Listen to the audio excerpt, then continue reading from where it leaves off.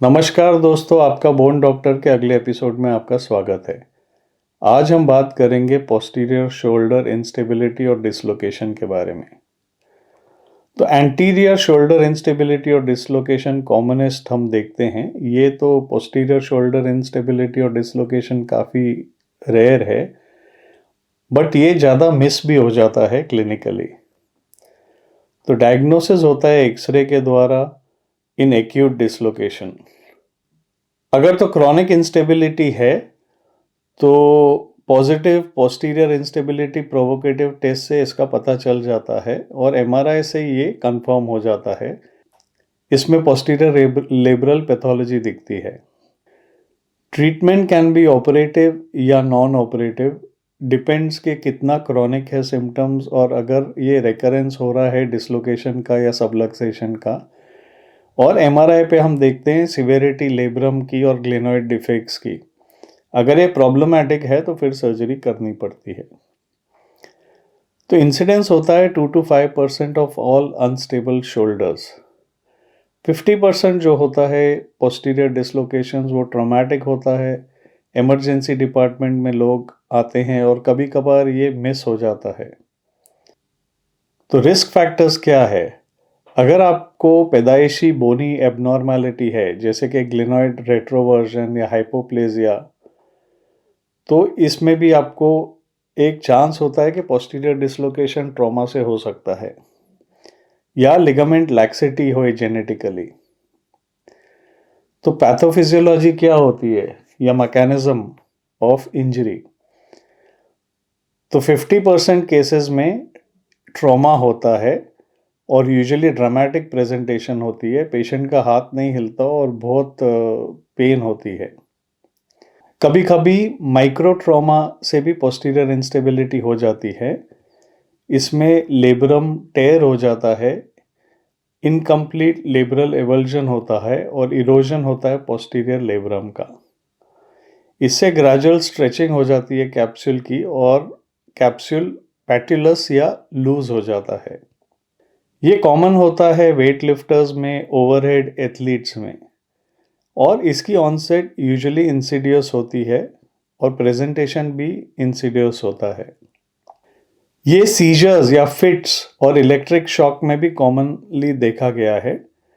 Technique muscle contraction होती है ज़बरदस्त, उससे ह्यूमरल हेड पुल आउट हो जाता है पोस्टीरियरली।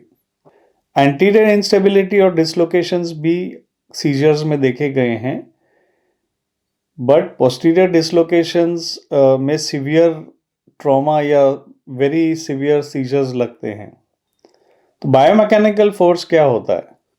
अगर आपका arm due to any of the above flex हो जाए, एडक्ट हो जाए और इंटरनली रोटेट हो जाए तो ये आर्म हाई रिस्क पोजीशन होता है पोस्टीरियर डिसलोकेशन का।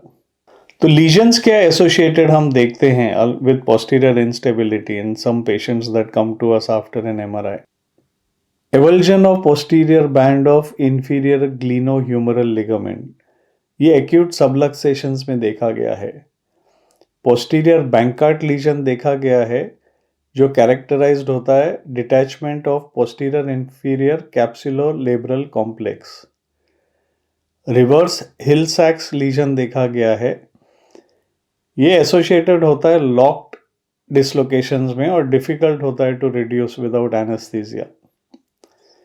पोस्टीरियर लेब्रल सिस्ट देखी गई है associated with chronic reverse Bankart lesion. Posterior glenoid rim fracture भी देखा गया है, ये एसोसिएटेड होता है with chronic reverse Bankart lesion. Lesser tuberosity fracture humerus का कभी कभी हो जाता है, ये एक्यूट पोस्टीरियर डिसलोकेशन में देखा गया है जब फोर्स ज़्यादा हो। लार्ज कैप्सुलर पाउच देखा गया है एमआरआई में। कॉन्ट्रास्ट अगर यूज़ करें तो ये बेटर दिखता है, ये क्रॉनिक पोस्टीरियर इंस्टेबिलिटी में देखा गया है। तो अगर आप एनाटॉमी देखेंगे शोल्डर जॉइंट की, तो ग्लिनोह्यूमरल जॉइंट या शोल्डर जॉइंट की प्राइमरी स्टेबलाइजर होता है पोस्टीरियर शोल्डर का posterior band of inferior glenohumeral ligament. ये प्राइमरी रिस्ट्रेंट होता है इंटरनल रोटेशन में। फिर सबस्कैपुलरिस के बारे में बात करते हैं। ये प्राइमरी डायनामिक रिस्ट्रेंट होता है एक्सटर्नल रोटेशन में। और primary dynamic restraint against posterior subluxation और डिसलोकेशन। फिर सुपीरियर ग्लिनोह्यूमरल लिगामेंट और कोरैकोह्यूमरल लिगामेंट भी इंपॉर्टेंट है। ये प्राइमरी रिस्ट्रेंट होते हैं to inferior translation of adducted arm and to external rotation. Primary static stabilizer होते हैं to posterior subluxation with shoulder in flexion, adduction and internal rotation. तो ये स्ट्रक्चर्स इंपॉर्टेंट होते हैं टू प्रिवेंट पोस्टीरियर डिसलोकेशन, और यही स्ट्रक्चर्स डैमेज हो सकते हैं पोस्टीरियर डिसलोकेशन में।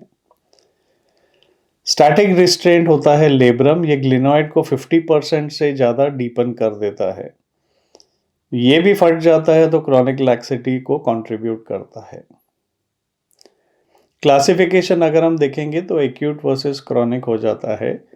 एक्यूट मतलब कि सीवियर ट्रॉमा, सीजर या फिट या इलेक्ट्रिक शॉक होता है, पेशेंट बहुत पेन में आता है और पेशेंट की आर्म मूवमेंट बिल्कुल रिस्ट्रिक्टेड हो जाती है। क्रॉनिक प्रेजेंटेशन देखेंगे तो माइक्रो ट्रॉमा होता है रिपीटेड मोशन से, जैसे कि फुटबॉल के लाइनमैन होते हैं, और ये रिपीटेड इंजरी के कारण पोस्टीरियर सबलक्सेशन के लिए प्रीडिस्पोज हो जाते हैं। तो आज का एपिसोड यहीं ख़त्म होता है। अगले एपिसोड में हम बात करेंगे हिस्ट्री के, सिम्टम्स के, फिजिकल एग्जामिनेशन के, थोड़े स्पेशल टेस्ट के बारे में और इमेजिंग के बारे में।